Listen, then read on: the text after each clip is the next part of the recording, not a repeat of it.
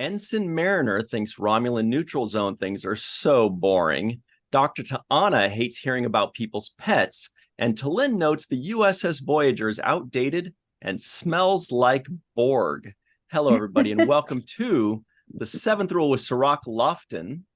Hello, hello.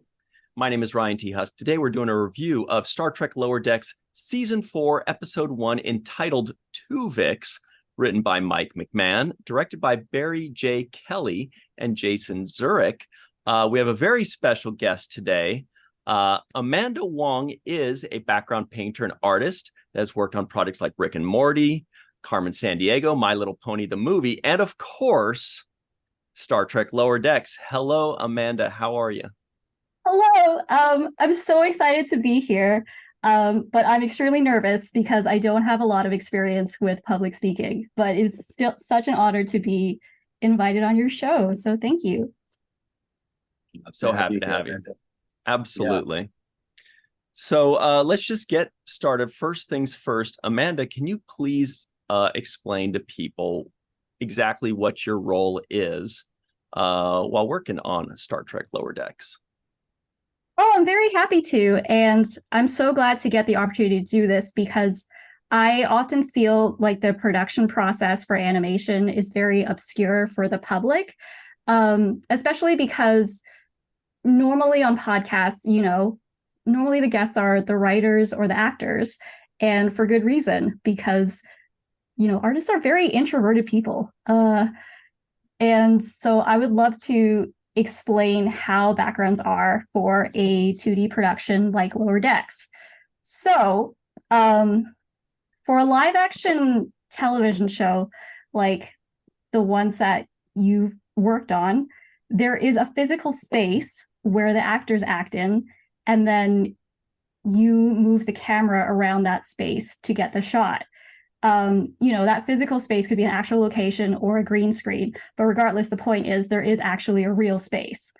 And then on a 3D animation production, it actually operates very similar to a live action set where you build a location in 3D and then you can move the camera around that set. In 2D animation, there is no real space and there is no real camera.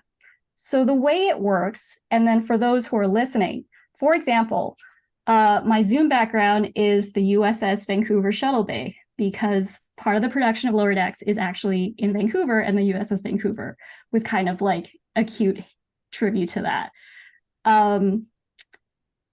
Someone has to decide what this space looks like. And then that job is the background designer who determines, where the barrels are, what the shuttle bay looks like, and so on and so forth. And then the storyboard artist, with the input of the director and other people in the production, will determine what each camera angle and each shot within the episode looks like in that space. So if we are taking this shuttle bay as an example, if there is a sequence that is going to occur within the shuttle bay, maybe there's one shot where it's like the right side of the shuttle bay, and then the next shot might be a close-up of Tendi. After this, you would need a background team to physically draw out what each camera angle looks like. And then on some productions, the person that does the black and white drawing of what each shot looks like and the color is the same artist. On Lower Decks, this job is divided into two teams. So there's a layout artist who does, the black and white drawing, and then the paint team, which is my team, paints each shot and does the lighting for each shot. I really hope that made sense because I'm not a writer, so I'm not really a wordsmith. So I really, but great. Right. So you said the painting and the lighting. What does that consist of? So basically for a 2D production, ideally you would want each shot on an episode to look seamless, to look like the same artist, had a hand on each scene, because it would be a huge continuity error if, the cargo bay door was a certain blue in one shot and then a different blue in another shot. And I'm sure in, cartoons in the 70s and 80s, they had errors like that all the time. And then this is where our artistic knowledge comes into play, because even though we have a master copy of the location from the background designer, then we have to use our knowledge of how things are lit within that specific angle. Like, if there is a light, if there's an overhead light on the left side of the room, what direction would the shadow be? So things like that. So Amanda, one of the big things about Lower Decks, people love this show, and Cirroc and I are people, so we also love this show. But one of the things that people love so much is those Easter eggs that are everywhere. Do you have a hand in painting or creating those Easter eggs? Does somebody tell you, okay, we need this thing in the corner somewhere, we need that thing in the corner somewhere? Do you add those things sometimes? I do add those things, but I will say, what I often say online is I am essentially Lower Decks on Lower Decks, because I'm like almost like the lowest rung on the production, so I don't make any major decisions such as what the Easter egg would look like or what it would be. That would usually fall upon the background designer, which is usually on the LA side of the production. But I do love, because I've been a fan of Star Trek well before I even knew that they were making an animated series. So it's very exciting for me to work in the backgrounds because there are so many Easter eggs. And I love working on episodes where it is a location that I am familiar with, such as a Cardassian ship or a Klingon ship, or the second episode of the second season, which was essentially a museum of all these fun artifacts throughout the history of Star Trek.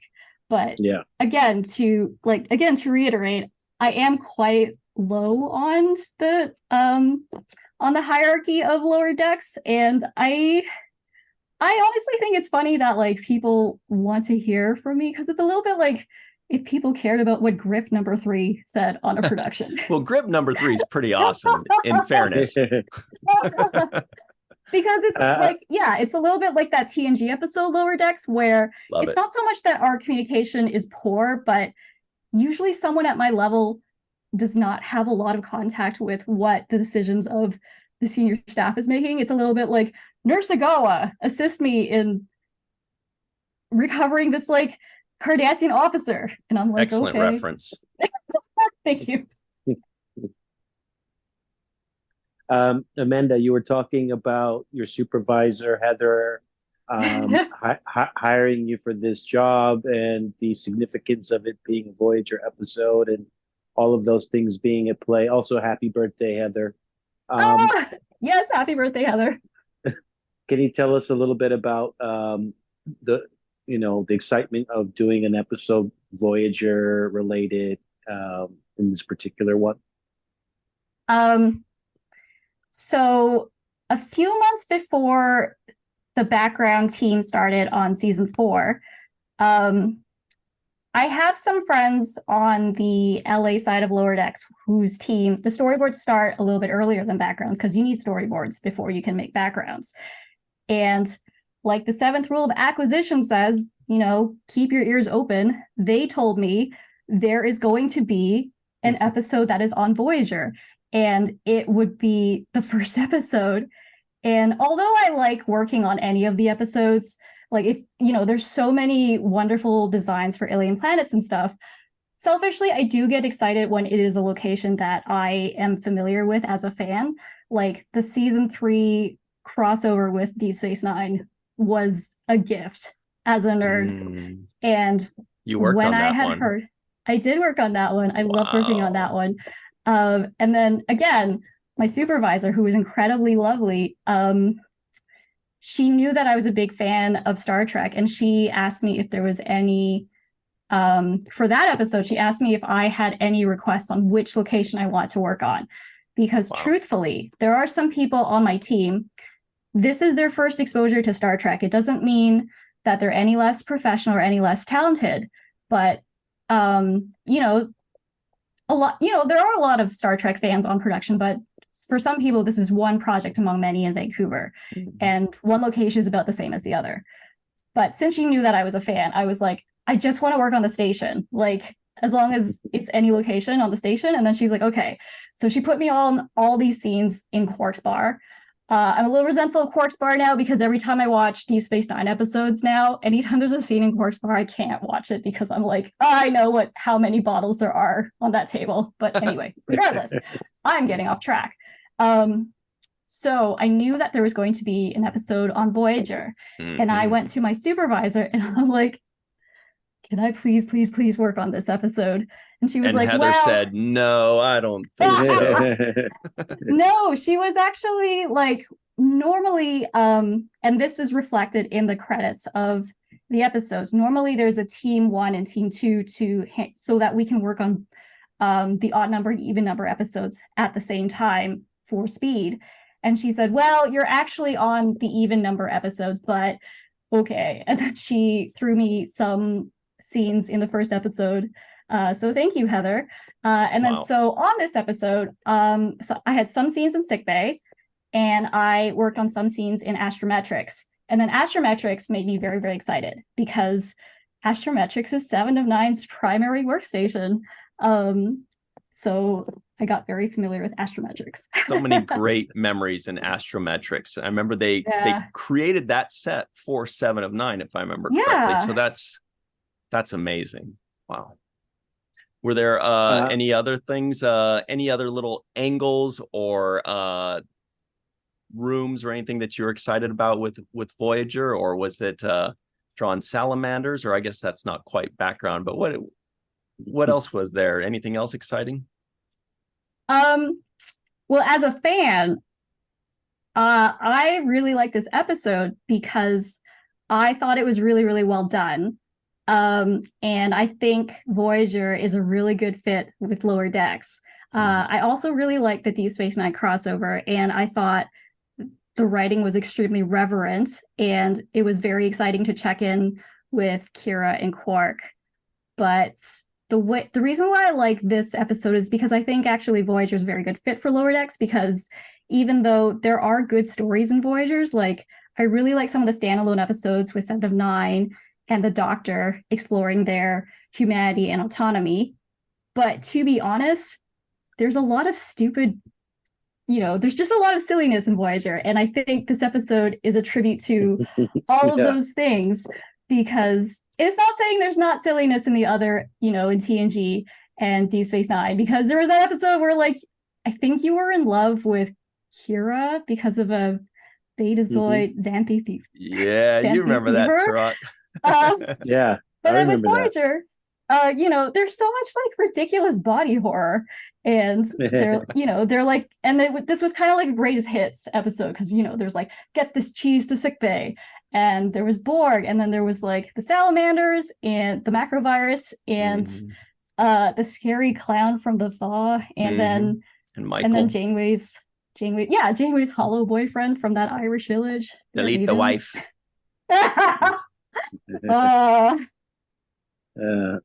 Amanda, I have a question about color palettes. When you do coloring on these backgrounds, are you directly pulling from the episodes themselves and saying, okay, this is what this would look like, let's match it? Or are you able to just start from your own kind of scratch color palette? That's a very good question, because again, the colors are determined by background design and what is a job that is known as color styling. And this job is very important because, you cannot have every individual artist making their own judgment of what they think a color should be, because then you would run into continuity issues from shot to shot. And also, for example, when we were working on the Deep Space Nine crossover episode, I love the space station. It is very hard to say what color the space station is exactly. Like, Totally. I heard that there was a lot of discussion on the design team where they're like, is this station brown? Is it gold? is it gray? purple? Is it gray? And it has to be appealing for 2D animation. So it is very important that everyone, everyone agrees on what color things should be. And then once they do, they usually make a master copy of the design of that specific location. For example, for those listening, this is the USS Vancouver shuttle bay, and then once the episode moves to Vancouver, we'll play around in this already established design with what things look like and what the color is to pretend to move the camera around within the space. That's so I hope fun. that answers your question. That sounds so fun. Cirroc, what color was the set on Deep Space Nine? It was so darkly lit. What color was it it's actually? tough to know for sure. Did you ever see it with the lights all the way on? Yeah, I did. There was pastel-y greenish color and purple. Really? I would have never guessed. Forks had a lot of I would have said it was orange. brown. The bars, the railing were like a dark gray. Yeah, I remember the colors. Another question for you, Amanda. The exterior shots, are those done by a separate team? And is there a background on exterior shots? So this is my secret confession. A lot of the times the exterior shots are like, space, and then we have a separate 3D team for the ships, and the ships are often done in 3D. So then as a background artist, we're just responsible for the dead space. And I hope this doesn't affect my career. I wish I could say I was, an artist that is ambitious or likes to be challenged. And then sometimes I am, but then sometimes I'm kind of like that alternative version of Picard in Tapestry who, just like ran analysis and stuff. I'm like, I like that. That sounds good. And then,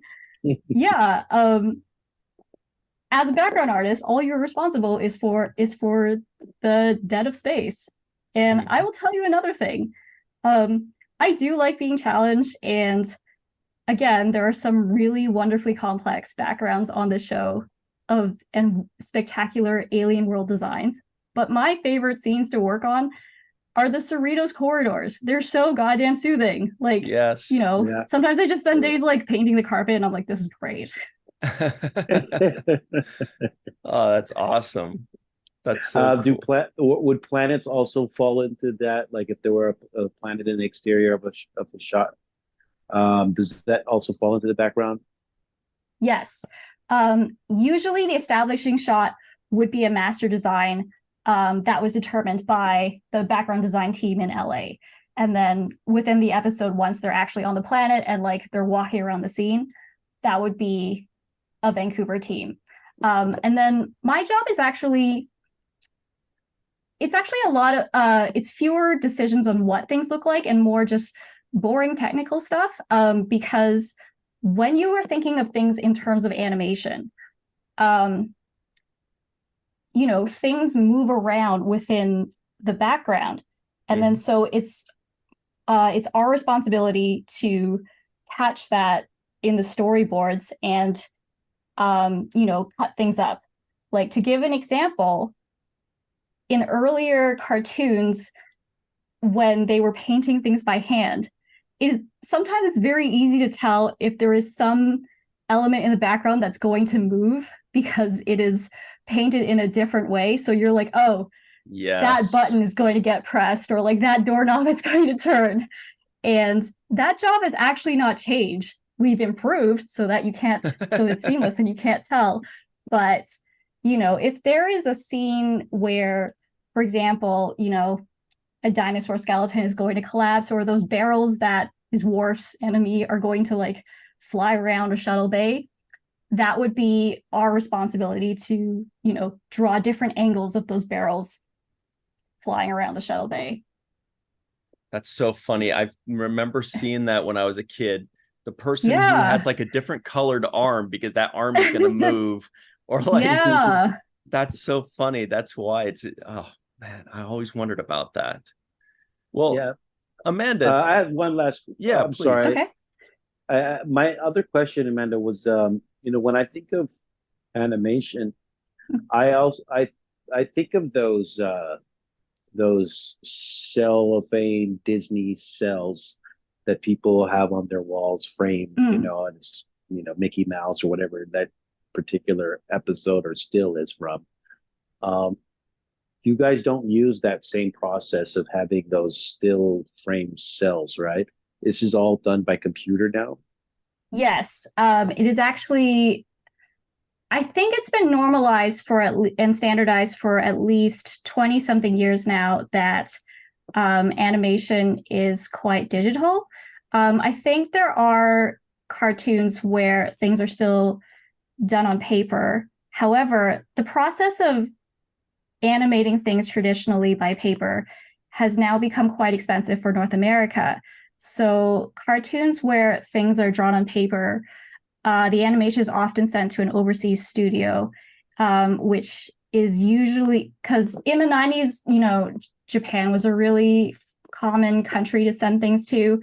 And then after that, they've sent things to Korea or the Philippines. My understanding, don't quote me on this, but I know that Avatar: The Last Airbender and The Legend of Korra and Steven Universe have this process where they determine all the decision making is done in a studio in LA where they do storyboards and designs, and then they send the animation to somewhere in Korea or another overseas country. For Lower Decks, what Vancouver is responsible for is the animation, but it is rather than doing it on paper or traditionally, it uses a process called builds. This shows up in the credits, so I don't feel super bad about explaining it. And then what a build is essentially a movable puppet of a design. So the process of animation for a project like Lower Decks is a designer will come up with what the character looks like 10D or Rutherford. And then the builder will take that design, which cannot be moved, and make it into a movable puppet using a software. Common animation softwares in the industry is like Toon Boom Harmony or what was previously known as Flash, but it's now known as Animate. And then the animator will take that movable puppet and then for each scene, move it around like a puppet, make them talk, make them walk. And then that is the process for Lower Decks. It's also the process for other animated shows such as Rick and Morty or Solar Opposites or the other projects that I worked on, such as Carmen Sandiego. So Amanda, I've got to know, besides Lower Decks, can you give us your favorite Star Trek series and favorite Star Trek character? Okay. That's actually kind of a complicated question for me. And then the answer I usually give is, I think TNG for me has the best standalone stories.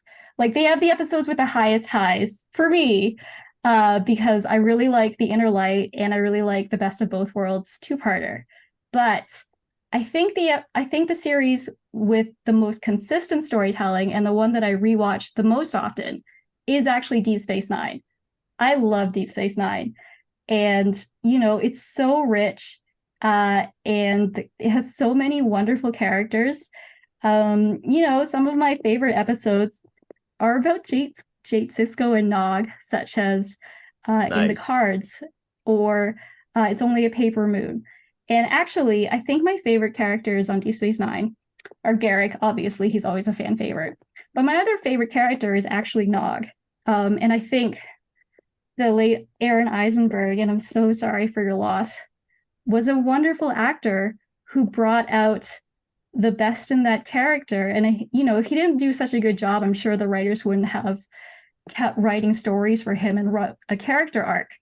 The reason why Nog is important to me as a character is because, and I've seen this repeated by other people with similar families, Nog as a character did not want to do what was expected of by his family and his race.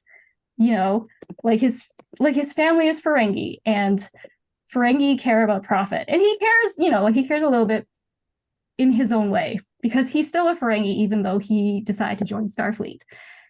And here is the truth about me. I went to school I graduated with a business degree, and then I worked for years as a market research analyst. I did want to do animation in high school, but my family was very traditional. And even though I was accepted into an animation program in my senior year of high school, my mother was like, "You're not going." And it wasn't until I had graduated with a full degree in business, which I don't use, and then worked in marketing. And then by that point, I was like, I still want to do animation. And by that point, at least I was in my early 20s and I was living independently, which is different than being 18 and living with your mother. And then by that point, my mother was like, "Okay, sure, you're an adult now, you are responsible." And so I related to Nog. Wow. That's amazing. Yeah, and then also, like, beyond that, It's Only a Paper Moon is a really, really good episode. And that speech, that monologue at the end with Vic Fontaine is so heartbreaking and moving. So yeah, he's definitely one of my favorite characters. Wow, congratulations to you, Amanda, for having Thank the you. courage to Yeah. chase your dreams and to change your path in life. And obviously, it's led to this success that you're having now, and continued success in the future. So, very proud of you for doing that. And we all also understand the pressures of family pressures, cultural pressures, those kinds of things that people have to deal with when they're trying to find themselves in life and adolescent growing up. So, congratulations on really chasing your dreams and living it out. I think that's a tremendous thing that you've done. Yeah, forging your own path. And for the record, Amanda, we would have still had you on even if you went into business. So just so you know, we really appreciate you taking the time, and I'm so glad that we had the chance to hear that story, that you were able to tell us about that, because we would have had no idea. We would have just thought that you were just I've had it so easy my whole life, just going right into painting and doing background artistry, but you really had to forge your own path, and that's so cool to hear about that. We really appreciate you taking the time. We're so glad that you are working on Star Trek Lower Decks. You did season 2, season 3, this upcoming season 4 as well. Amanda Wong, thank you very much. Thank you. Thank you for having me on the show. It's been such an honor, and this has been really, really fun. So thank you very much. And, live long and prosper. Now, everybody at home, stick around. We've got more coverage of this awesome episode. Well, did we think it was awesome? Find out. Yeah, we did. But we'll talk about it on the other side. Stick around. We'll be right back on The Seventh Rule. Hello, everybody, and welcome back to The Seventh Rule. We have a very special guest that has joined us now. It is producer and supervising director Barry J. Kelly. Thank you so much for joining us, Barry. This is freaking amazing to have you. Oh, thanks for having me. I'm a huge fan. I love that DS9 podcast you guys did. It made me feel like we did DS9 justice, especially for you, Cirroc. Just it was great. It was great to see the good response from Nana and Armin, and it was wonderful to hear the feedback on that. I don't always know what's going on with it's on streaming and stuff, but I don't know who watches the show, and it's a podcast like yours that really gives us a good positive vibe about the show. It makes me think, okay, cool, someone's watching it. Yeah. Oh, we're watching. It's your show's a hit show. We love it. And particularly with the crossover material, you guys are becoming the gold standard of crossing over and bringing in all the different storylines. And we love that. It's definitely catering to the fans who get to see what they want to see, which is great in this episode as well, because here we get this crossover episode. But I wanted to, Barry, ask you a quick question, because we're loving the show. I wanted to ask you about directing the animation. Like, what is the process of directing animation? Like, what's the pre-production like? How long of this time span are we looking for for one episode? An episode takes about like 18 months. It's like a year and a half, give or take.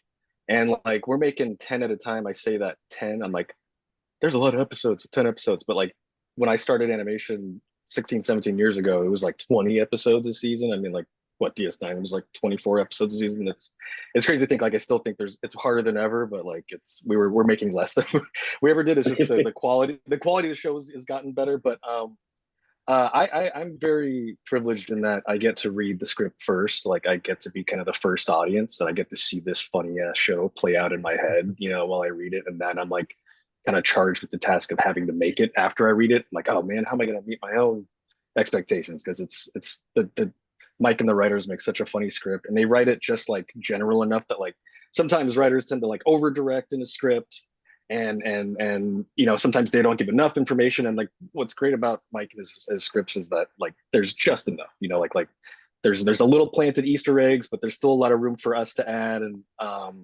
what happens is like essentially like I'll sit down with Mike and Brad and Megan, like our producers and stuff, and we'll kind of break down the episode after we all read it, and kind of like figure out what's the scope of the show. Like we're going, there's always like there's usually like a personal problem with our characters, but it's always amongst like a sci-fi backdrop, right? Like whether or not it's a menagerie or a moon that's crashing into a planet or something like that. And we're always just kind of like, Mike, what do you see? What do you want to see? Like, what how can we, best visualize what the writers had intended? And from then it's me I'm just like doing sketches of like shots. And the way I look at our show is like it's a sitcom, like candy coating, I feel like, Family Guy and Simpsons and things like that.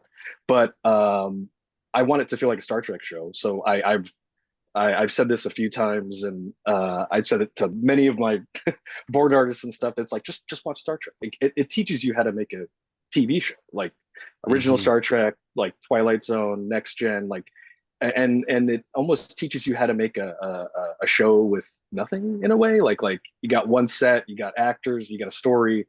There's visual effects in the show, but like it's establishing shots of the ship that happen, 30 seconds amongst 44 minutes, and it really teaches you how to make a TV show, like how to stage actors, how to get the most compelling shots for which moment. And I want it to feel like a sitcom at first glance, but then you realize it's shot with the camera, and the staging of the characters is like very much true to Star Trek. Cause like, that bridge has like 10 people on it. Like, how are you trying to fit all those silhouettes of one person into one shot? And I'm always telling them, just look at Star Trek, look at it. And I say that over and over again. I'm like, oh, maybe not everyone's looking at the same Star Trek I am, because I see different things, and I'm trying to like get us to hone in on what makes Star Trek looks like Star Trek.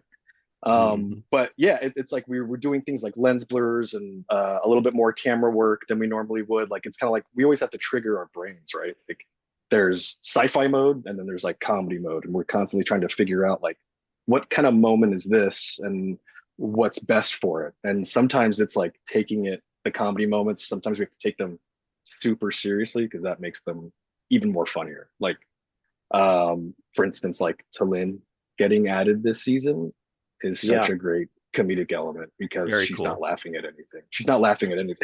And it's funny to see like this group of people like reacting to something, and there's one person that's not in on the joke, and I'm like, that makes it 10% funnier. But sorry, to go back to your question, what happens is I start doing a lot of drawings of like planets. My art director starts doing a lot of like 3D models of like ships, and we start throwing just tons of options in front of Mike and Brad and the writers, and we're trying to just hone in on what they think this world should look like.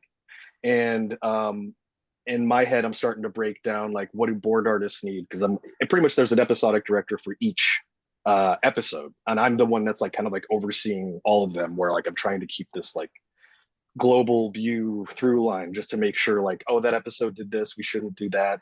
And I'm kind of chiming in on all of them all the way up until the end. And we have like we have specified departments of like the board artists are focused on the story. Then once the board artists kind of like finish their job and we've got like a good working version that's like a blueprint for the episode, it starts getting broken down, and we have to like, there's 400 shots an episode. So like in each shot, there's props, there's backgrounds, there's characters, and like we have to start breaking down each one and trying to make each element, so that, the benefit of animation is that you get to create the world around you, but like you're limited by time. You're limited by time is our biggest problem, because we want to make sure that the show is can air and is producible. But once it goes into design, then animators take over. They start animating the shot, and once then, like the train's moving. Like once the animators are animating, we're like we can't really revert back. So it becomes like, what can we change now? What can we fix now? And how can we, without moving this big boat of a production that's moving its way through towards the finish line when we got to air, the air date. And after that, I'm sitting in on dailies. Like my day to day is like, I'm looking at boards in an hour. This morning, I looked at animation dailies, which is like just characters moving on a black and white background. I'll look at boards in an hour, and then after lunch, I'll look at comps, which is like where the characters are merged with the backgrounds and they're full color, and it looks much more like a finished show. But I'll look at like 60 shots for an hour, like all of different episodes. Like each of these meetings is like a different episode. And then at the end of the day, we'll do color correct for the finale right now for season 4, which is going to be amazing. I'm really excited for people to see it. We got some big surprises coming up. And my day is just like every hour is a different, I'm looking at a different episode in different states, essentially, and just trying to keep a global view and keep Mike's vision, in order, without trying to break our crew too much. We're pushing ourselves. What's funny is, Barry, in that answer, you actually dropped some Easter eggs in how you speak. Just the way that, like, same thing as where Lower Decks has Easter eggs everywhere. First of all, you taught me that when Cirroc doesn't laugh at my jokes, it actually makes it 10% funnier. That's a great lesson. Cirroc, you're actually helping me there. You also mentioned the menagerie. And I know anybody that's seen episode 2, their ears perked up and they said, is it a miraculous menagerarium? I think is what it was, but we can talk about that later. You've worked on a couple other shows that are very interesting as well. You worked on Star Wars Galaxy of Adventures, but also a second venture, the Venture Brothers. My friend Darth is an enormous Venture Brothers fan. It's his favorite show of all time, above even Star Wars. Is comedy just something that you are drawn to, or is that just the career path that you kind of fell into? I think I can't help it, really. I love action. I love sci-fi. I love that. And like, I don't know, making something fun, I think is very important to me. I think like and comedy, and I don't know, I originally, I wanted to be a comic book artist growing up, and like, but I was in love with film and movies, and I don't know why animation didn't trigger in my head that you could do the drawings and do filmmaking at the same time. And it wasn't until like I moved out to LA and found myself interning in an animation studio, being like, this is what I should do. And I moved out to LA, and I learned I thought I could draw from my high school friends. And I when I got out to LA and I got around professional artists, I'm like I don't know, I saw what it learns to take a professional, like to be a professional. And but I knew editing and compositing, and I did that for like 10, 12 years. Like I was doing behind the scenes videos, I was doing corporate videos, whatever it was, it was like nonprofit stuff. And I eventually found myself at the studio Titmouse, where I was editing boards that I really wanted to make. Like I was like, I didn't know I could do this kind of sci-fi action thing. It was this show called Motor City. And I realized, I could learn.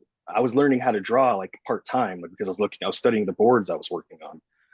Editing animatics, which is like just cutting together storyboards, like still images. It's like a comic book blueprint of an episode. And my first like real storyboarding job was on Venture Brothers. I was doing like small revisionists here and there, like just revisions, which revisions in boards is just like fixes, just like, oh crap, the character's off model. This character was supposed to be 10 feet tall. They drew him 2 feet tall. You got to fix them all in these shots. It's just like labor, And I was learning to draw at the same time. And eventually found myself kind of like doing that job. And Venture Brothers was like one of my first real board gigs, and it was like, again, like a school in itself. Chris McCulloch, the creator, is like, he came from The Tick. He came from, you know, really great comedy, and his expectations are super high. Like just what are the characters doing in every scene? You know, there's a lot of cartoons where like if characters are standing and talking, they're just standing and talking. They walk, stand, talk. And like with Venture Brothers, it was kind of like a school in comedy of like, why aren't the characters doing more? Why aren't they, shouldn't they be eating while they're having dinner? It's kind of weird. Nobody's eating, right? And it's just like, there's a script, right? And the script tells you what lines need to be said, what action needs to be happened. And then there's the story. And the story is behind the script. And it's like, what are these characters doing? You know, like T'Lyn, like it's never written that like T'Lyn is supposed to look unamused or anything like that. But as a board artist, as a story artist, you need to be able to read a script and understand like, while this action node is happening, there's 6 other things happening that need to track. And on Venture Brothers, it really was like that. Like there's 10 characters on screen. They're all crazy different sizes. They're all crazy different character designs too. Like some, you know, Brock Sampson is standing next to like a small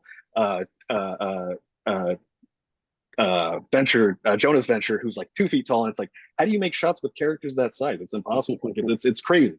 And it was a bit of like a comedy school, and like from there, I just found that like sci-fi comedy is what I really want to do. Like just fun sci-fi. Like I love spaceships. I love Star Trek. Star Wars was something, you know, I did previously. And what I like about animation in particular is that you can make, with Lower Decks, with the Star Wars stuff, with the Venture Brothers stuff, is like I learned that like maybe animation is dismissed by a lot of adults as being like a cartoon thing. Like, you know, it's like, it's for kids or whatever. But like what I've learned in animation is like it can be anything. It can be we like in Lower Decks, we can make it be horror, we can make it be, you know, drama, we can make it be comedy, we can make it be action. We can go anywhere, and our style is very flexible. We can do that, you know, like especially which you'll see in this season. It's we get the most, like, I think it's the most confident season we've made so far. Nice. Oh, wow. That's good news. You mentioned a problem that we had on DS9, which is trying to get Nog and I in the same shot. So yes, I understand the difference of trying to get 2 people in the same shot. How they did it. I don't know either, but yeah. So you know, you touched on a lot of things. I wanted to ask you about this episode was also had Jason Zurich's name on as directing in this Twovix episode. My question is, 2 directors working together on a project, what's that like? Jason has worked on the previous 2 seasons, and we kind of did a hybrid one on this episode because he had to leave. He had to make an exit earlier, and then I finished out the episode, and which was kind of fun because I was an episodic director on the first season. And then I haven't really had a chance to do that in a while. Like it's usually like taking an episode and just kind of focusing it on yourself. Like I feel like as a board artist, you're kind of like the first director. You kind of like, you get to like pick the shots first or whatever, and then you're kind of presenting it, and you got to pitch it, right? Like everything's a pitch, like just from a drawing to a design to anything. So it's always like a little nerve wracking when you're pitching to someone. You can feel someone watching it, you know, behind you essentially. But I haven't had it really been able to do that. Like as the more you like have to direct, or from board artist to director to supervisor director, the less you get to really do that. So it was a little bit, it was like, oh, I forgot what this feels like to do season 1 stuff, where like I'm actually getting to like pick the shots, and I'm not just having to give notes. A lot of times the directing, you're kind of like just giving notes, like giving thoughts, and you're trying to like just be like as clear as possible, as communicate as best you can, just so that you can kind of like, you don't want to do their job for them. You just kind of want to like, you know, to give them wings and fly, you know, take the show, take your ideas and make it your own, you know. But yeah, on this one, it was especially great just to be able to like work on the episode with Voyager, and with you know, Voyager's like our guest star in this episode, and Totally. I love that main theme, and I was like, oh, I can make a sequence to the you know, to the Voyager theme or the Star Trek Generations score. Like, oh, it was fantastic. I really hope people like the start of this season. I mean, we loved it. And I know, I don't know if you noticed, but Voyager fans are a rabid bunch. So I'm sure they are going to go nuts for this episode. Everybody that's just listening in right now and can't see what we're doing here, Barry is actually wearing an awesome Starbase 80 shirt. To see it is to believe it. It's gorgeous. It's like a mustard yellow. It's perfect. It's like a bathtub. It's like a gross bathtub. I do have one quick question, and this is kind of a small thing, but I noticed in the credits Andy Richter's name, which made me very excited, but I couldn't figure out who he played. Which character was that? So if we're seeing this after episode 1 airs, so the Cerritos is tasked with shipping off Voyager to its museum destination on Earth, and there is a nerdy curator who is over obsessive with keeping Voyager intact and keeping exhibits and making the experience of, like, you can see in this guy's head, he's trying to craft an experience of what it is like to be on Voyager. So he's a curator who is in charge of maintaining the Voyager ship museum, and he's watching all his hard work fall apart under Boimler, Mariner. Boimler's just psyching himself out because he hears a promotion is potentially up for is due for the crew, and he's been promoted before. He's knows what it's like. He's reality checked himself to demote himself back into an ensign essentially, and he's self-sabotaging. He's feeling imposter syndrome, and the whole Voyager experience is getting to his head because we're fans of Voyager. Mariner and Boimler are fans of Voyager because of the history Voyager has to their world, and it's wonderful to see them break a little bit of the ship while under the guy who's trying to maintain it. And Andy Richter is the curator. His voice is fantastic. I've been lucky to animate and draw some of his performances before in other shows, and he's always fantastic. I love having him. I love our cast there. He had a great line in this episode. He says, "Now I have to add another exhibit to the story." Like we went back and forth on that too. It's like, should he be sweet to them about that, or should he be kind of like annoyed? And we're like, let's make him annoyed. He's annoyed, and they're like they're all excited about it. We're getting in the Voyager, we're getting in the Voyager exhibit. So that's a nice little tag to that. Mike McMahon really understands, the whole Star Trek world. We've had conversations with him, and he's so in tune with, what the fans like, and he gives all of us these little Easter eggs. I really love the whole Shaka when the walls fell and said, yes, catching on the lingo. The catching on the lingo with Ransom. So there was just moments there that were really great. He also does a good job of bringing callbacks. For example, this episode had a reference to the crossover episode that you guys did with Strange New Worlds. I just like the reference. She says something like the Pike thing we're not supposed to talk about. There's like those are nice little nods. Like, it's like, okay, we're like a 44-minute show crammed into 22 minutes, and like little things like Ransom just trying to do something in Kayshawn's language, like you're like, oh, there's like a little, they're trying to be buds, like, it's like, who knows, there was a little bromance there that's happening behind the scenes. It's like, oh, it's cute. Like hopefully when you rewatch the show, if you're new to it and you get to, I'm like, oh, you get to watch like 3 seasons of something back to back. It's not like you have to start from scratch. Like any great show, like I'm always jealous when someone can experience it new. So it's like, I hope you get to see like those little breadcrumbs of like, oh, there's like a little bit of like progress and growth, and like there's relationships happening off screen, that you don't get to see.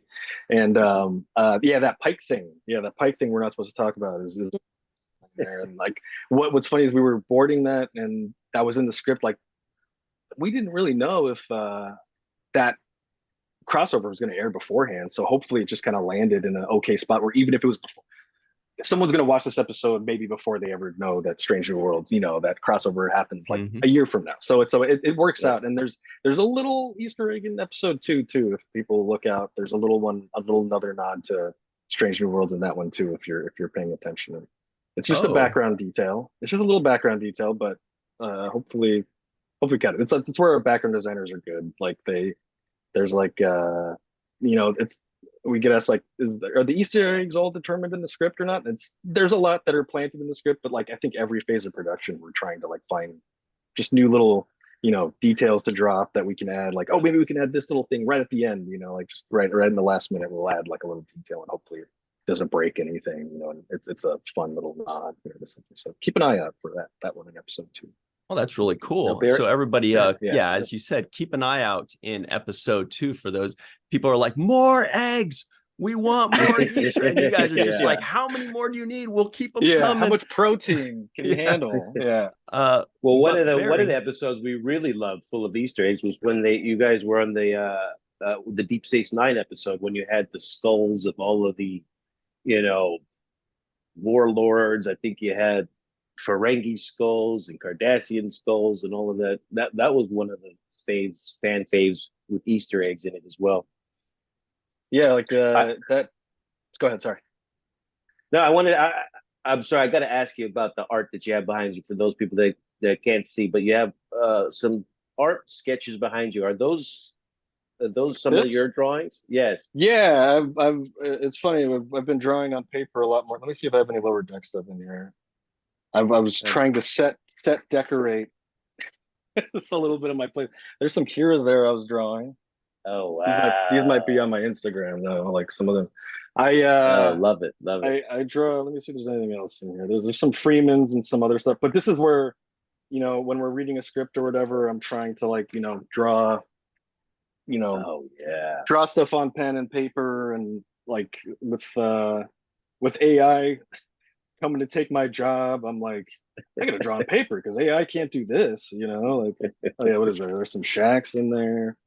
And see some stuff, but wow, I probably draw shacks more than I do anybody. I like drawing meaty muscle men, and shacks is a good go-to in there. But I'm always like just turning to the side trying to doodle. I'm trying not to do it right now. I usually do it in meetings, or I'm doing it like if one thing I miss, like we're all in COVID world now, but like when we were in the office, like we were doodling on everything. There's marker boards from like 3 years ago that are still uncleaned. Like I know our producer Megan still has like a drawing of like a Spock and a Hulk Hogan that I did like 4 or 5 years ago. But it's fun to be in the office. It's because there's just doodles everywhere, and it's something that we're slowly creeping back into the office. But it's still like it's been 3 or 4 years, and we're still doing this hybrid thing, so we don't always get to see each other's doodles and stuff like that. But no, there's like Spocks and Spider-Mans and tons of stuff all over the office.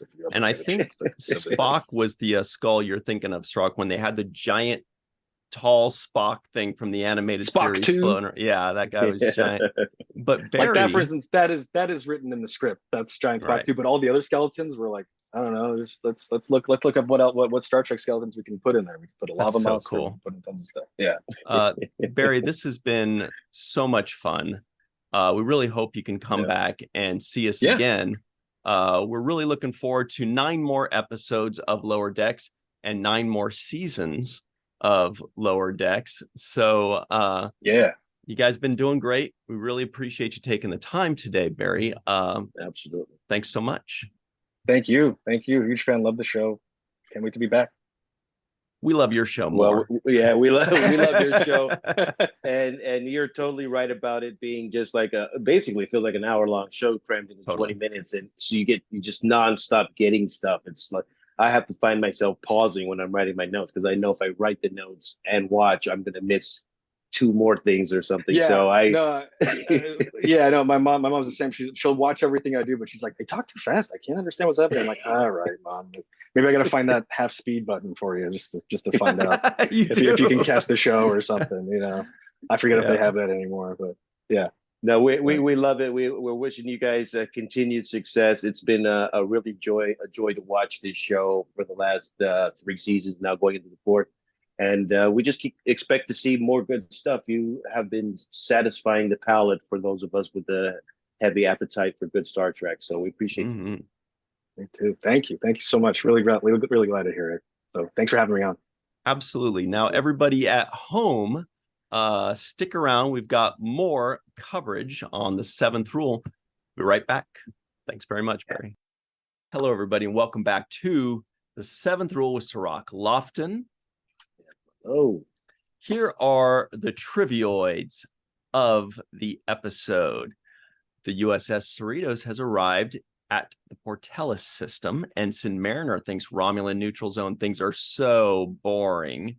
Ensign Boimler has holodeck waste removal. The USS Voyager is outdated and smells like Borg. Dr. T'Ana hates hearing about people's pets. That's funny. Ensign Beckett Mariner says Captain Janeway straight up murdered Twovix. And is she right? She's kind of right. All right. Oh, and Cirroc, we had so many non-appearance mentions this week. This might be a record, maybe not for Lower Decks, but maybe. We had Janeway, we had Neelix, we had Tuvok, we had a non-appearance mention for Twovix and Chakotay. We had one for Pike, the EMH doctor, and I don't know. We'll have to let everybody in the comments below. What do you think, Cirroc? Should we count Captain Proton as a non-appearance mention? Because Captain Proton was a character that Robert Duncan McNeil's character played. He played Tom Paris, and Tom Paris played Captain Proton in the holodeck, which is really cool. So I'm like, that's kind of 50-50. What do you think? Yeah, I mean, it would be like a Sherlock Holmes a dated Sherlock reference or something to that effect. Yeah, or like it would be like if Dixon Hill, which was who Captain Picard played on the holodeck. It was like if Dixon Hill got the shout out. But either way, it was a deep cut. It's pretty cool. Lots of fun. Yeah. So straight up murdered. I like that. That's I mean, that's been such a big topic of conversation. I believe AOC even tweeted about Twovix getting murdered on Voyager. I'm serious. That's how big it is that people are talking about it. So that's why it's funny that Lower Decks was like, wait a minute, Janeway just killed Twovix? And then of course when Tillips to Illips, who was T'Ana and Billups merged, which I think is one of the funniest and most brilliant things ever, is just a bunch of Twovixes. But when he found that out, he's like, wait a second, they're gonna kill me? Yeah, they're gonna kill you, bro. I laughed in this episode a lot. When B'Elanna and when Tillips was created, there was a moment there when Shaq says, "How many physical memories do you have from before?" That look on that was hilarious. I love that moment because that look on Tillips' face said, "Oh, I remember everything, and I need to take a shower." Yeah, I thought that was hilarious. I think it was just such a brilliant idea to just turn Twovix into a verb and start Twovixing people. Just grab two people and merging them all together. I kind of started to have a hint that's what it would be about, because the title was Twovix, but TWO instead of TU. So I thought, what if it's an episode about a second Twovix kind of situation happening? But I would have never guessed that it would be 3-Vix, 4-Vix, 5-Vix, 6-Vix, like a Dr. Seuss book. My favorite was Swalins. Swalins. Yeah, because it was Matt the Whale mixed with Steve Stevens.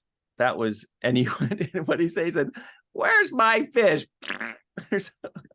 He was like, "He's not my best work." Yeah. I was laughing my ass off on that. This episode shows me how clever Mike McMahon is. He is meant for this kind of writing. It's like he's taking stuff that he already knows and just makes it just hilarious. Love the actors in this. I thought Freeman was great. I thought Mariner was amazing. Just the jokes. Dr. Friglimo. Yeah. I think it was Frigglyman, but I don't Is know. it Frigglyman? I don't know because it was tough. I was trying to. And there was a Chondis, and I'm like, I don't know, or Chondis or Shondis. It was like bartender guy mixed with someone. I'm like, I don't know.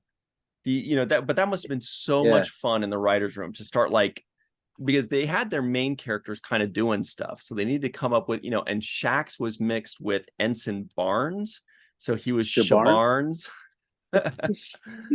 This was way too much fun. I thought that was brilliant. And then you start rooting for more. You're like, mix more people. Yeah, mix them up. Yeah, I was ready. Yeah. The jokes were just flying in this one. There was another one where Ransom is talking to that alien who talks in those puzzles.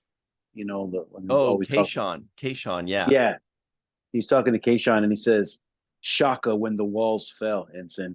Yes, and this is actually from the episode Darmok, Next Generation Darmok, where Captain Picard meets Captain Darmok, and he always says, "Shaka when the walls fell" is one of the things he says, but he said, "Oh no, his name's not Darmok," because he says Darmok and Jalad at Tanagra. The captain's name is actually Captain Dathon, I believe is the character's name. But anyway, so one of the things he always says is Shaka when the walls fell. So when they said that has got to be one of their favorite things that they say. And he's like, "You've been listening," or something like that. He says something, his eyes opened, which was another thing that they said. Yeah.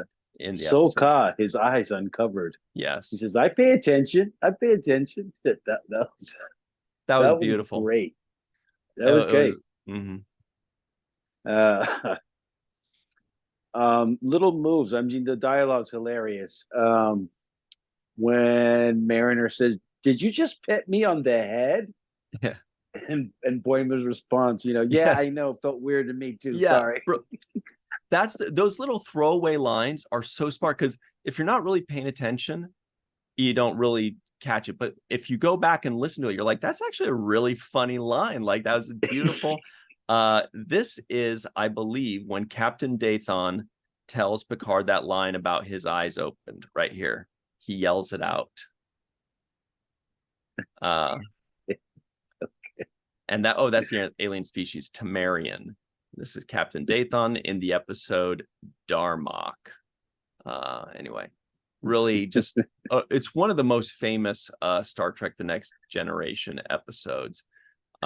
Really just super smart. It was played by Paul Winfield, if you know Paul Winfield.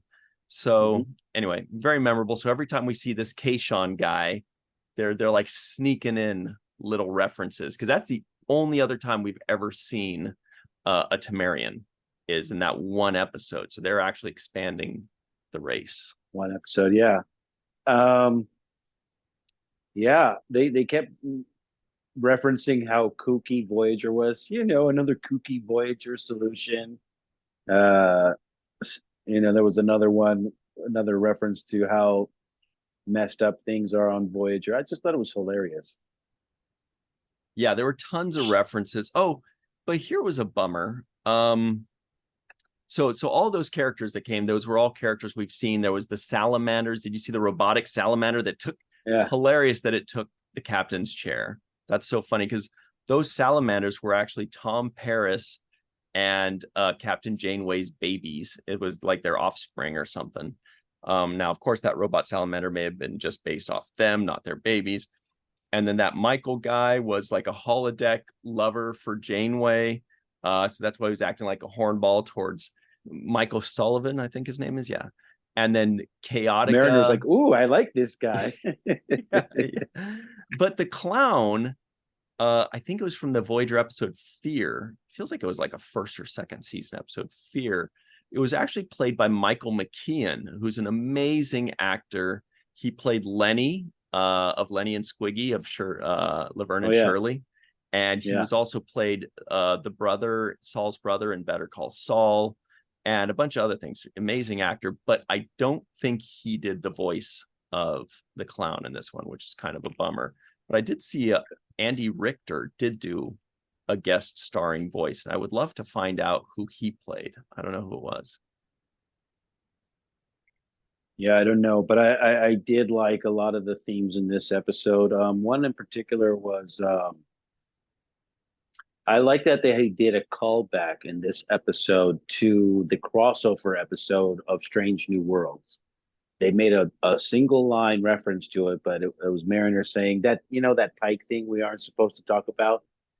And it was another just great writing because it was a crossover episode. It happened a couple of weeks back, so it's not fresh in everybody's mind. But for Lower Decks to kind of start the season off referencing it, I thought was another beautiful move and well played. That's a good point, because that's coming right off of that episode just like a month ago. Right. And it's just a one-liner, we won't talk about that Pike situation or whatever it was, and then T'Lyn calls him an organism or something weird like that, the organism. Yeah. But that's a really good point. I caught the Pike mention, but it didn't even connect to me that was in reference to the Strange New Worlds episode we saw last month. That's a great point. Yeah, I just loved how Mike kind of threw that in there. The whole turning the Voyager into a museum, another troll on real life things that happen when like a battleship gets decommissioned or something to that effect. You can go down and see, you can go and see a ship sometimes. You go visit it, and so that I thought, oh, that's cool. They actually taking that same concept, what happens in real life, and applying it to these, to the Voyager ship. So I thought another clever crossover between real life events and how they played this episode. So loved it. Yeah, I will say that the best. I mean, look, I think that major Voyager fans are going to just eat this episode up in the same way that major Deep Space Nine fans ate up the Deep Space Nine crossover. This was like a love letter to Voyager, not so much a love letter to necessarily the characters of Voyager, but just Voyager as a whole, the ship, the lore, the inside jokes, the villains. I mean, that was so fun. And it was so cute to see all these characters that we recognize, and they're carrying around little mannequins of Harry Kim. So Harry Kim had a mannequin. He didn't get a non-appearance mention, but at least he got a mannequin. There was a Tuvok mannequin. There was a Janeway mannequin. All these, they were just, and I'm sure there are so many things that I even missed, right? I mean, because that's what they do. They jam pack these things. And then people like Amanda Wong get to add all the little details in the background that we all pause and zoom in on here and there. So they only gave Harry Kim a mannequin, huh? They didn't give him any non-appearance mentions. No, and I believe he still had that one pip. Yeah, it's funny because they do the Voyager episode and they don't acknowledge Harry Kim fully. They have, I guess the mannequin is an acknowledgement, but it's the same episode where everybody gets promoted. Which is hilarious.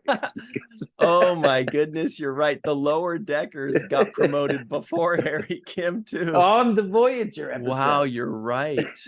I didn't even. That's so funny. And is Rutherford going to be there, Harry Kim?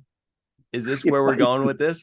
Where they're going to be like, by season 9, they're all going to be commanders, and he's still an ensign, And it'll be like, that's okay. I just like fixing stuff or whatever he's. Oh, that would be funny. We also got a new character, right? Is this a new character, the Vulcan scientist? Yeah. T'Lyn, do you remember in season 2, there was an episode called Wedge Dudge, which in Klingon means 3 ships, I believe. And it had 3 different ships. It had at the very end, it had Borg babies and had a Klingon ship and a Vulcan ship. She was introduced there. And a lot of the fans thought that she was going to then show up in season 3. But she never did. And then at the very end of season 3, the last minute, it showed her arriving. And so now she's going to be hopefully the 5th Lower Decker. At least I hope so, because I love, adding a new character to, keep things fresh. Otherwise, things can eventually get stale. If you have 4 new characters for 15 seasons, but now we have this new character that has a very different personality than all of theirs. So I'm really excited about that. Yeah, I think it's going to play well, that character. It looks like it's going to be somebody that also allows Tendi to get some more something to bounce off, someone to bounce off. I love the line where Billups talks about having a dragon named Fiddlefix, and Thomas like, "What does everybody tell me about their pets?" I thought that was a hilarious line. Yeah, because I don't know. I feel like it struck a chord there where it's like, I'm sure there are a lot of people out there that have this thing where they're like, why is everybody got to tell me about, fill in the blank? Like I'm their designated whatever. Yeah. And so clearly they're all trying to identify with her. They're like, oh, hi, cat lady. I once had a goldfish when like she's supposed to go, oh, wow, we're like family. Thank you for telling me I feel seen. And she's just like, why is so, take that wherever you want to take it. But that's definitely a thing that happens. It is. And I thought it was funny they mentioned it. So, I mean, it's just, I love when Ransom tells Boimler to stop helping Ensign Boimler. It's like, because him helping always messes things up. And then, of course, he starts off by saying something to the defense. He says, unless, of course, you screw up in a historically significant way. It was just like the setup for, what was about to happen. So I just like this episode. Obviously, I don't know too many of the references from Voyager because I, don't know that.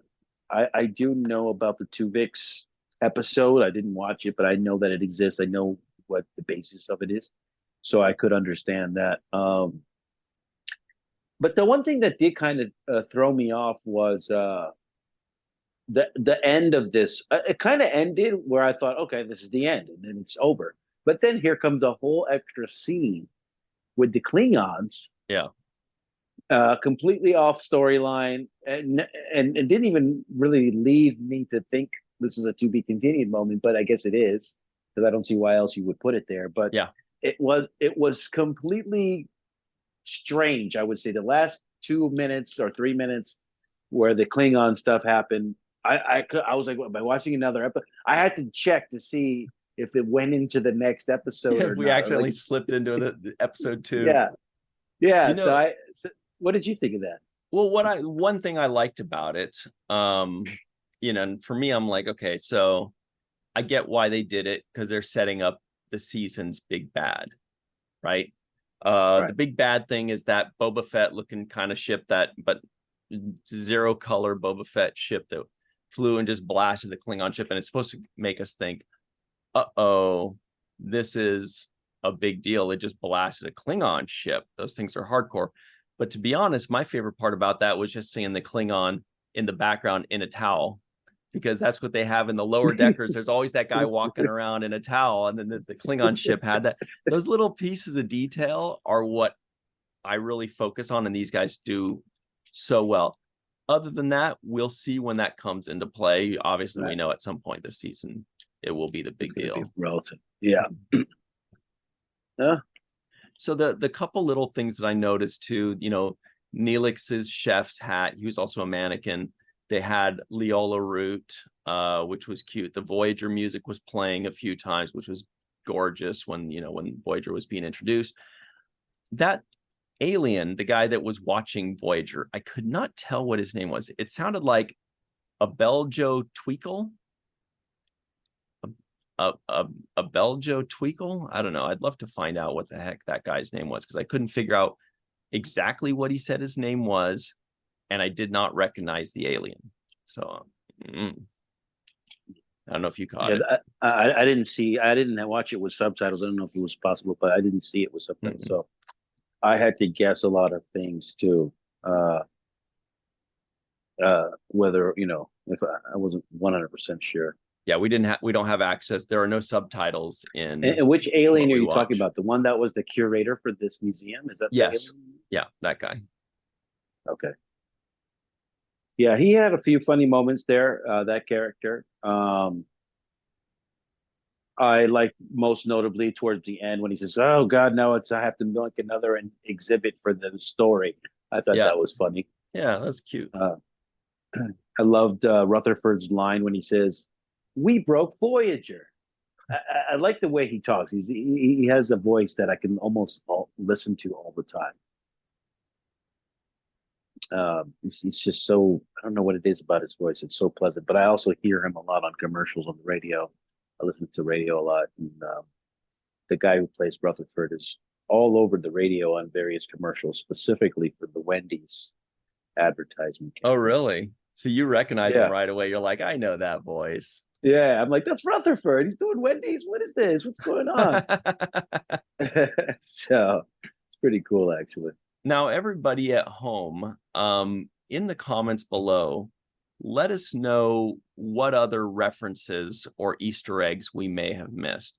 We got all the mannequins. The macro virus is from a great episode as well of Voyager. Janeway gets her like Sigourney Weaver Aliens moment. Like she gets a gun, she throws off her jacket and she walks around with a gun and she's like killing macro viruses around. It's pretty crazy.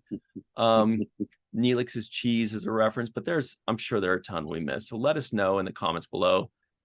I saw a benzite in the corner on the Cerritos that I always love to see, like our good friend John Putch plays. He played Mordock and Mendon. Now we have another benzite that's hanging around on the Cerritos. Sometimes we see him. But any final thoughts on this episode? You liked it? You didn't like it? You loved it? No, I liked the episode. It was fun. I like, Lower Decks has its own pace, its own quickness. It moves very quickly. It gives you a lot of visual stuff. So they pack a lot of stuff into that small amount of space. So there's never a moment where you're sitting around feeling like dull. I mean, it's almost like you have to try to pause it to catch everything because there's so many things to catch. You can't look away. You can't answer the phone. You can't text. Like they're hitting things every 5 seconds. Yeah, they're hitting things every 5 seconds. Even when I stop to write notes, I have to stop and pause it because I know I'm going to miss 3 different things just while I'm writing down one thing. So yeah, no, this episode had a lot of elements to it that I enjoyed. It was good, and making these callbacks on the legacy shows, I think it works well, especially for this particular show that's able to cross over onto all of these shows and still keep their own identity. So this is a great show. I liked it a lot. Also, shout out to Bonnie Gordon, who I heard as the voice of the computer several times throughout the course of this episode. Was that her? I'm not sure. I thought it might be too, but I can't tell. I thought it was Bonnie.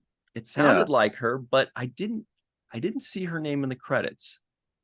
Okay. But I don't know. Because I was kind of 50-50 on it too. I hope so. I mean, I thought I heard her as the computer. Yeah. Might just be a similar one, but either way, Bonnie's killing it on Prodigy, and I can't wait for Prodigy to come back around as well. If that is her, it sounded like Bonnie, right? It very much did. When who was it? Shax was talking about the safety protocols. I think it was. Yeah, I actually had to rewind it and re-listen because I had the same thought. I was like, "Is that Bonnie? Did they just?" Yeah. But I don't think so. But I'm not sure because it sounds very similar. We're gonna have to ask her. We'll follow up with that, guys, and give you the answer next go around. We got to ask Bonnie if she was guest starring in this episode, at least for that voice of the computer. It would make sense. Yeah, and I think that for me, I like this episode because I think that it was such a brilliant idea to do the Twovix thing again, but even more so that they started to create an army of different Twovix combinations. And that's the kind of stuff that you fantasize about. Like, when that happens, you start thinking, well, what about this guy and this guy? What about these two? What about, and you start making up names. That's the kind of fun stuff. And these people in the Lower Decks writers room, it's like, they go, hey, let's do it. Like they come up with these silly things that people would fantasize about or joke about. And they say, let's make an episode about it. And I thought it was really an inspired idea and a really fun thing to watch. In the comments below, I'd like to hear everybody's opinion on who they would like to see comboed into a Twovix character. Yes. Give us 2 characters, Star Trek characters that you'd like to see blended into one. So Boimler and Mariner would be Boiminer.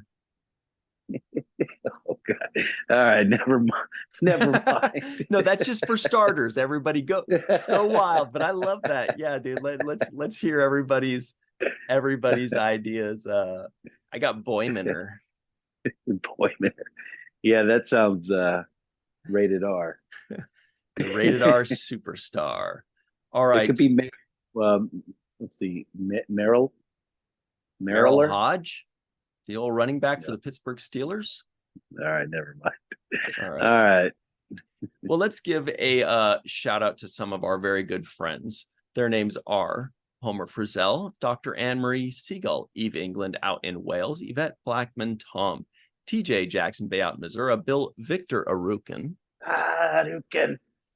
Titus Mohler, Darlena Marie, Dr. Mohamed Noor, Tierney C. Dieckmann on a post, Anil O. Polat, Joe Balsarotti, Mike Goo, Dequeue, Justine Norton-Kertson, Dr. Stephanie Baker, Carrie Schwent, Faith Howell, Edward Foltz, my live from Tokyo, Matt Boardman, that's the Matt Boardman, sorry, Chris McGee, Justin Weir, Jake Barrett, Jane Jorgensen, Henry Unger, Allyson Leach-Heid, Julie Manosfi, Marcia Classic Schreier, Greg Wickstrom, and of course, Dr. Susan V. Gruner and Jason the Outrageous Okun.